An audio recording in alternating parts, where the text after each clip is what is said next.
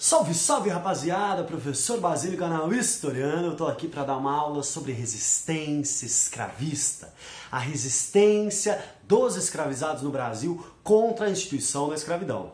Vamos lembrar primeiramente que a escravidão africana no Brasil foi uma opção dos portugueses diante de algumas circunstâncias. A primeira delas, o escravizado africano era uma mercadoria valiosíssima para Portugal. Portugal controlava o tráfico negreiro e com isso a coroa portuguesa via dinheiro.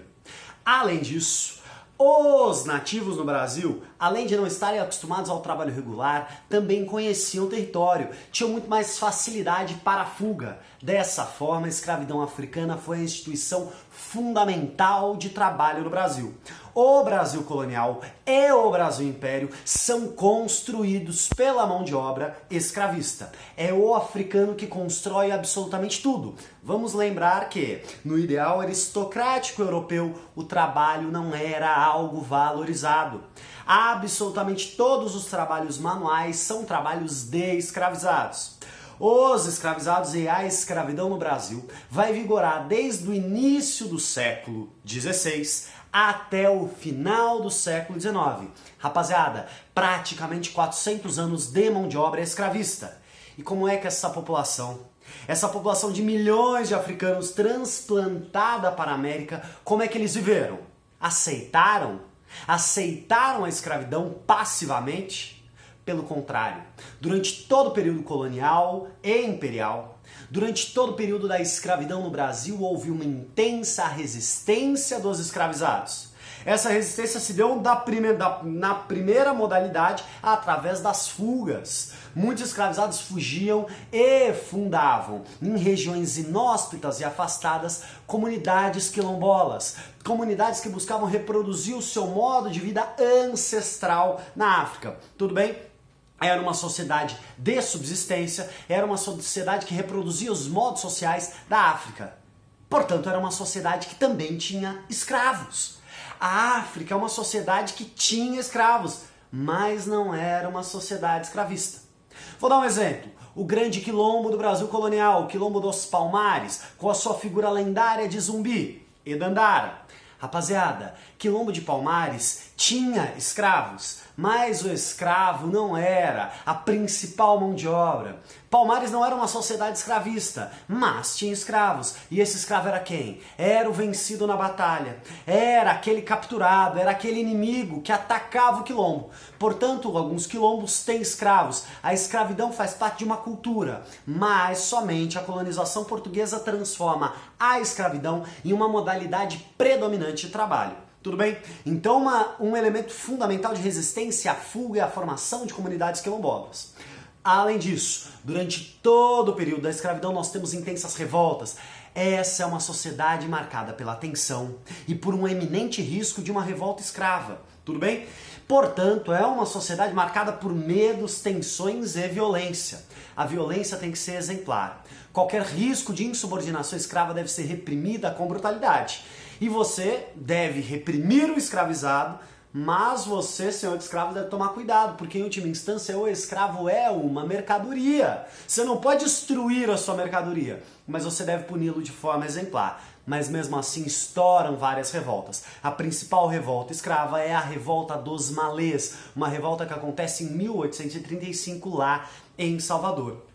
Além disso, rapaziada, formas de resistência à escravidão. A preguiça. É óbvio que a preguiça é uma forma de resistência. Seu escravizado está sendo obrigado a trabalhar cada vez mais e num ritmo cada vez mais acelerado, diminuir o ritmo do trabalho é uma forma de resistir à escravidão. É por isso que muitos senhores falam escravo indolente, preguiçoso. É óbvio, ele está numa condição de escravizado.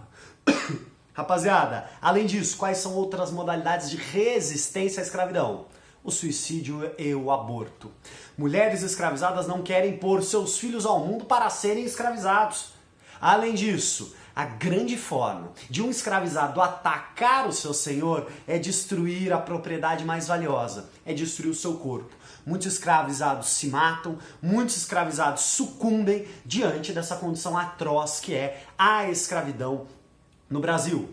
Além disso, formas de resistência à escravidão por meio da cultura. Rapaziada, capoeira, uma dança. Na verdade, uma forma de luta, mas que recebe toda uma plasticidade para, enfim, manter o corpo do escravizado forte, capaz de resistir não somente às condições duras da escravidão, mas também às violências. Outra modalidade pela cultura de resistência à escravidão por parte dos escravizados é o sincretismo religioso.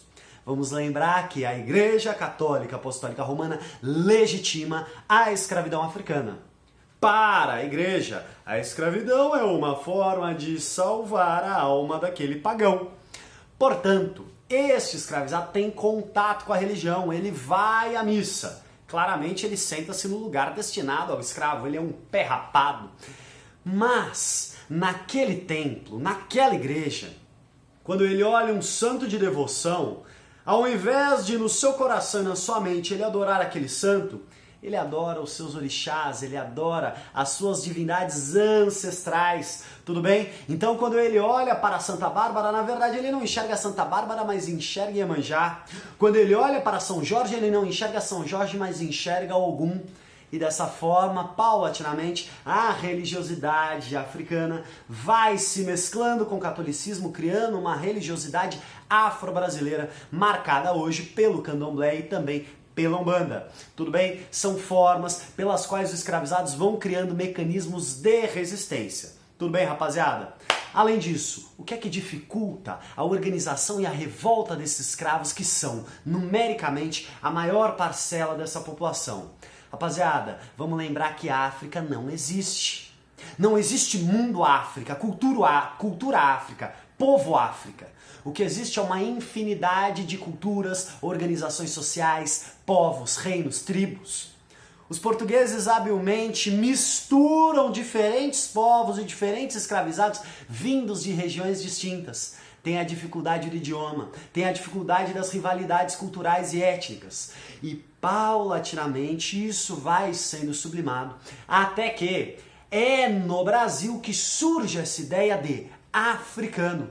Porque é a condição de escravizado que oferece para este africano uma noção de identidade, uma noção de, apesar de todas as nossas diferenças, temos elementos comuns, temos uma cultura comum, somos negros e estamos numa condição de escravidão. Portanto, temos algo em comum, precisamos criar aqui relações. Dessa forma, modalidades culturais e manifestações culturais, como as congadas, como as moçambicadas, são transplantadas também para este universo da escravidão. Tudo bem?